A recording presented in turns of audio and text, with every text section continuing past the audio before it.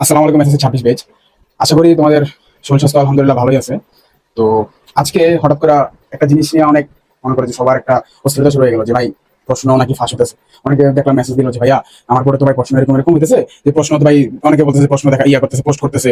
তো আবার একজন মেসেজ দিল ভাই প্রশ্ন করতে তো ভাই করতেছে, এটা কি ফলো করবো, এটা কি করে যাবো।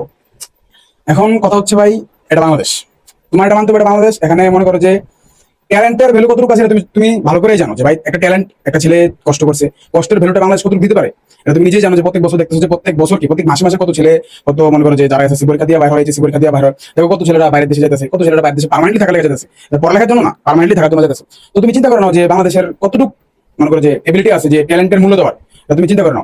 আর সবচেয়ে বড় কথা হচ্ছে যে আমরা মুসলমান, আমাদের একটা শিক্ষা হচ্ছে যে আমরা সবসময় হালালের পথে থাকবো, ঠিক আছে। হালালের সবসময় বরকত থাকে, হারামের কোনো সময় কি কোনো বরকত থাকে না।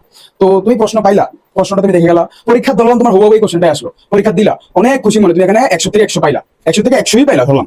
পাওয়ার পরে পরীক্ষা দিয়ে তুমি এই পরীক্ষাতে বাইরে হলো, তোমার রেজাল্ট আসলো, তুমি অনেক খুশি। এই পরীক্ষা দিয়ে সেটাকে তুমি সামনে ভালো কিছু করতে পারবা, যে এটা কোনো সিউরিটি আছে তোমার? তুমি বলতে পারবা যে ভাই আমি এসএসসি পরীক্ষা রেজাল্ট দিয়া আমি একটা ভালো কিছু করতে পারবো, আমি যে প্রশ্নটা দিয়ে আমি দেখে পরীক্ষা দিলাম এটা ভালো কিছু হয়ে যাবো, এটা তোমার কোনো সিউরিটি আছে?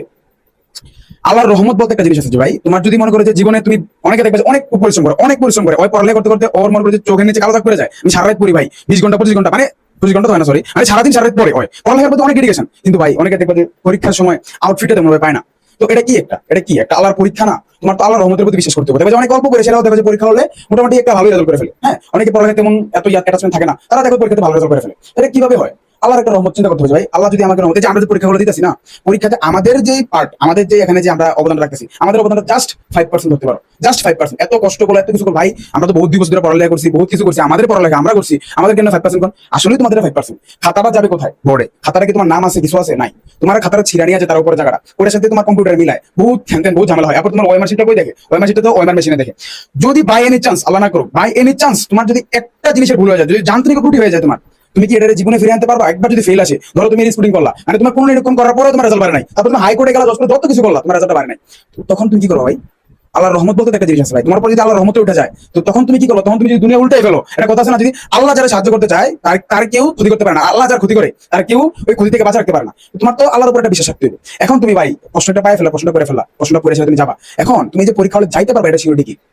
তুমি যে পরের দিন ঘুম থেকে উঠতে পারবা, বাইচা যদি থাকো, বাঁচবা, তো কোনো সিউরিটি নেই, 1 সেকেন্ড 5 মিনিটের কোনো সিউরিটি নেই। আমি যে পরের দিন উঠতে পারবো বিছানা থেকে, আমার শরীরে সুস্থ থাকবে, আমার শরীরে বাকি অঙ্গ যে আমাকে সারা দিবে যে আমি উঠি, এটা সিউরিটি কি? পরীক্ষা হলে যায় তুমি লিখতে পারবা, এটা সিউরিটি কি? আসলে এটা কোনো সিউরিটি তুমি দিতে পারবা যে ভাই আমি পরীক্ষা হলে যাই, সেটা আমি পরীক্ষা লিখতে পারবো, সব আমি বাইচা পরীক্ষা হলে যেতে পারবো, এটা তো সিউরিটি নেই। তুমি সবকিছু করো, পরীক্ষা দিলা, পরীক্ষার খাতাটা যে তোমার একদম একুরেটলি কাটা হবে, মানে পরীক্ষার খাতাটা যে স্যারের কাছে যাবে, মেশিন মানে যান্ত্রিক কোনো কুটির মধ্যে পড়বে না, এই সিউরিটি কি? কোনো সিউরিটি আছে? এই সব কিছু তো নির্ভর করে আল্লাহর রহমতের উপরে, সবকিছু নির্ভর করে আল্লাহর উপরে। তো তোমার পরিশ্রমটা জাস্ট 5%, জাস্ট 5%, বাকি সবকিছু আল্লাহ এটাকে দেখে তোমাকে করে দেবো। এখন বলতে পারো ভাই সবকিছু আল্লাহ করে দিলে আমরা মনে করি ঝাঁকটা উঠে বসে থাকি, তাহলে আল্লাহ কাছে চাই থাকি, এরকম করলে তোমার পরিশ্রমটা যদি না করো, 5% পরিশ্রমটা যদি তুমি না করো, তুমি তোর সাকসেসফুল হবে কিভাবে? তোমার কি তুমি যে জিনিস জানোই না, ওই জিনিসের উপর তোমাকে আল্লাহ তোমার দক্ষতা দিব না। সো এখন হচ্ছে কি, এটা আমরা যদি চিন্তা করি ধার্মিক দিক থেকে ভাই, আমরা আমাদের হালাল জিনিস, এটা তো তোমাদের পুরো, তোমাকে যদি চুরি করা হালাল করে দেয়, তাহলে তুমি এটা দেখতে পারো, এটা একটা চুরি, এটা একটা চুরি, এটা চুরি না শুধু হক মেরে খাওয়া। এখন দেখো তুমি একটা ছেলে পরিশ্রম করে 2 বছর ধরে পড়ালেখা করে অনেক পরিশ্রম করছে, একটা ছেলে কেন, তোমরা সবাই পরিশ্রম করো নাই? তোমাদের বাপ মা কি টিউশনি দেয় নাই? প্রত্যেকটা ছেলের উপরে, সায়েন্স বলো, কমার্স বলো, আর্টস বলো, প্রত্যেকটা ছেলের উপরে অ্যাটলিস্ট ইংলিশ যে বিষয়টা, এটার জন্য তো প্রাইভেট পড়ছো, ইংলিশের বিষয়টার উপরে তো প্রাইভেট পড়া লাগছে, সবার আইসিটি বিষয়টার উপরে তো প্রাইভেট পড়া লাগছে, কোনো না কোনো প্ল্যাটফর্মে তো ক্লাস করছো। তো এগুলো যেহেতু করছো, 1 টাকা হলে তোমার যারা পাবলিকে পড়ছো তাদের নাম বলে বেতন একটু কম গেছে, যারা প্রাইভেটে পড়ছো, প্রাইভেট স্কুলে পড়ছো তাদের তো টাকা গেছে। তো চিন্তা তো করতে হবে ভাই, আমার যে টাকাটা গেছে আমি হালালভাবে আমি এটা করি, কাজে লাগাই। এখন তুমি একটা প্রশ্ন দেখে করলা, তোমার জিনিসটা হারাম হয়ে গেল, তুমি চুরি করছো, এটা হারাম হয়ে গেছে। এখন তুমি জানি না শুনে চুরি করলে কিন্তু আল্লাহ মাফ করে কিনা আল্লাহ জানে। হ্যাঁ, তুমি এখন জানি না শুনে তুমি চুরি করলা, চুরি করার পরে তোমার কাছে ভাই আমি তওবা করলাম আল্লাহর কাছে, আমি তওবা করলে আল্লাহ মাফ করবো না করবো, এটা আল্লাহর ইচ্ছা, ঠিক না? কিন্তু তুমি জানি না শুনে চুরি করলা, মানে এটা হারামটা পাইছে না, এটা হারাম দিয়া তোমার শুরু হলো এসএসসি এর পরে তোমার লাইফে। তুমি যদি এসএসসি দিয়া বা পরে জীবনে তুমি ভালো কিছু করতে পারো, ওই জিনিসটা তোমার হালাল থাকবে না হারাম থাকবে? তুমি বলো, তুমি নিজে নিজে কোশ্চেন করো যে ভাই আমি যে জিনিসটা করলাম এটা হালাল আমার নাকি হারাম? এটা হলো এক কথা। এটা ধার্মিক দিকটা যদি চিন্তা করি, মানে মেন চিন্তা তো আমাদের ধার্মিক দিক দেয়, কারণ আমাদের পড়ালেখা যে আমাদের কি হবে ভাই, আখিরাতে মানে মরার পরে কি তুমি কবরে পড়ালেখা নিয়ে যেতে পারবা? কিছু দিতে পারতা না ভাই। পড়ালেখা যদি তুমি বিলিয়নিয়ার ট্রিলিয়নিয়ার হয়ে যাও, কি একটা মানে টাকা একটা পয়সাও তুমি নিতে পারতা না। তো তো কি ভাই, তোমার মেন জিনিস তুমি সততা, পড়ালেখা করে সেটা তুমি সবকিছু করতে পারতা, কিন্তু তোমার যদি সততা থাকে তাহলে তুমি সবকিছু করতে পারবা। তুমি জানো রেজাল্ট কিন্তু তোমার জীবনে মানে তোমার জীবনে কত ইফেক্ট হতে পারবে। তুমি যদি একটা টপার হও, তোমার জীবনে তুমি ভালো কিছু করতে পারবে, এটা কোনো সিউরিটি আছে আল্লাহর রহমত ছাড়া? তুমি যদি একজন ড্রপার হও, তুমি একদম পড়ালেখা করে তুমি ড্রপ আউট হয়ে গেছো, ঠিক আছে, ড্রপ আউট হওয়ার পরেও কিন্তু অনেকে সাকসেস অর্জন করে, যে কোনো দিক দিয়ে, যে কোনো দিক দিয়ে। ওই ব্যবসার দিকটা হোক, অন্য কিছু দিকটা হোক, একটা না একটা আল্লাহর ব্যবস্থা করে, যদি ওই হালাল থাকে সৎ থাকে, বুঝছো? তো হচ্ছে আমাদের মূল কথা হচ্ছে আমরা সৎ থাকবো, প্রশ্ন বাইর হয়ে যাক। ভাই তুমি পরিশ্রম করছো, তুমি পারবা, তোমার নিজের যোগ্যতা আছে, তুমি নিজে দিয়ে আসলে তুমি এখানে 80 তোলা 85 তোলা 90 তোলা তুমি পারবা।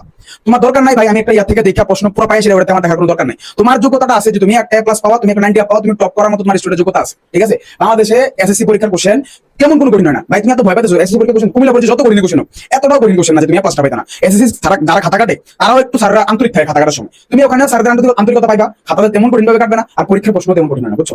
তুমি হালালভাবে থাকো, সৎভাবে থেকে দিয়া যাও, ভালো করতে পারবা। আর একটা কথা হচ্ছে তুমি যে কোশ্চেনটা দিতেছি, হ্যাঁ ধরো কোশ্চেনটা দিলো ভাই, আমার সব জায়গাতে কোশ্চেন লিখ হয় বা বেশিরভাগ জায়গাতে কোশ্চেন লিখ হয়। এডমিশনে যাও, এডমিশনে এবার 25 পেজে যে এডমিশনটা হলো ঢাকা ভার্সিটি বি ইউনিটের কোশ্চেনটা লিখ হয়েছে, অনেকে পোস্ট করছে ভাই বি ইউনিটের কোশ্চেন তো ভাই হুবহু মিল লেগেছে। তো ভাই যারা ঢাকা ভার্সিটিতে টিকলো, ঠিক আছে ঢাকা ভার্সিটি থেকে বের হলো, তাদের কি মনে একটা স্যাটিসফ্যাকশন থাকবে যে ভাই হ্যাঁ আমি হালালভাবে করছি, হালালভাবে করছি, কি করতে পারবা? আল্লাহ যদি হেরে, আল্লাহ না করুক, আল্লাহ না করুক, যদি মনে করে যে ওই ঢুকে সেরা ঢাকা ভার্সিটি ঢুকেছে কোনটা এক্সিডেন্ট হয়ে গেল, আল্লাহ মানে হারামের উপরে কার, হারামের উপরে কি আল্লাহ বরকত দেয়? কখনো না, এটা মাথায় রাখতে হবে। আর তুমি যে প্রশ্নটা পাইলা, ধরো তুমি একটা প্রশ্ন পাইছো, এই প্রশ্নটা যে হুবহু পরীক্ষা আসবে এরকম কোনো সিউরিটি আছে? তারা দিয়ে দেয় সিউরিটিটা, এই 10,000 15,000 20,000 টাকা করে তুমি ইয়ারা কিনলা, ধরো কিনছো তুমি, আমি তো পোস্ট দিয়ে আছে। যাই হোক, তুমি যে ওখানে যে মিল পাবা এমন কোনো সিউরিটি আছে? সিউরিটি কিন্তু নাই। এখন মনে করছে বোর্ডে তো একটা স্যার যায় না, একটা স্যার যাইবো, দুটা স্যার যাইবো, একটা কোশ্চেন করবে এরকম না, কিন্তু বোর্ডে অনেকগুলো স্যার যায়।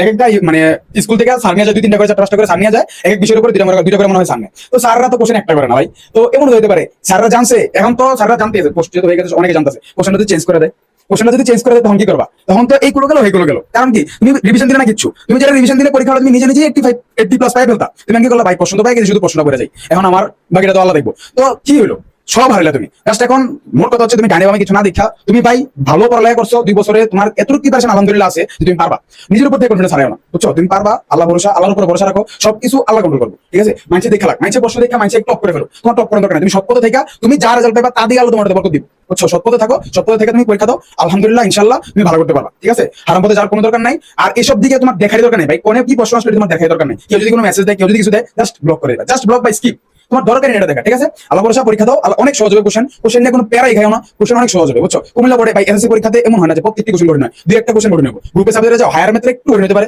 এরপর মনে করো ফিজিক্সটা একটু করে দিতে পারে, হ্যাঁ এরপরে বায়োলজি যেমন করে তুমি পারবা, কেমিস্ট্রি এটাও তুমি পারবা, খুব সোজা সোজা জিনিস আছে এখানে, বুঝছো? তারপর তোমার জেনারেল ম্যাথের মধ্যে দেখো তুমি জ্যামিতিতে পার করে ফেলতে পারবা, জ্যামিতি পরিসংখ্যান এটা থেকে তোমার খুবই সোজা সোজা জিনিস আছে, ঘুরাইলেই কি ঘুরাইবো, হায়ার ম্যাথ থেকে ঘুরাইতে পারে, এটা ঘুরাইলেই তুমি মনে করো যে কঠিন হচ্ছে, জাস্ট ঘুরাই দিই বাকি। তো সো এগুলো থেকে আমরা হারামের দিকে যাবো না। মেন কথা হচ্ছে আমরা যেই পোলাপানটা মানে প্রশ্ন নিয়ে তো এই কার্যাবলী দিকে আমাদের যাওয়ার দরকার নেই, এই সুদের দিকে ঘা বসানোর দরকারই নেই। আমরা আমাদের যে রিভিশনে যে আমাদের প্যাটার্ন আছে, যে ইয়ে আছে, এই প্যাটার্ন আমরা আগে, ঠিক আছে? আল্লাহ হাফেজ, ভালো তোমাদের জন্য দোয়া রইলো, ভালো করে পরীক্ষা দাও, ইনশাআল্লাহ একটা ভালো কিছু হবে, তো টেনশন করো না। আল্লাহ হাফেজ।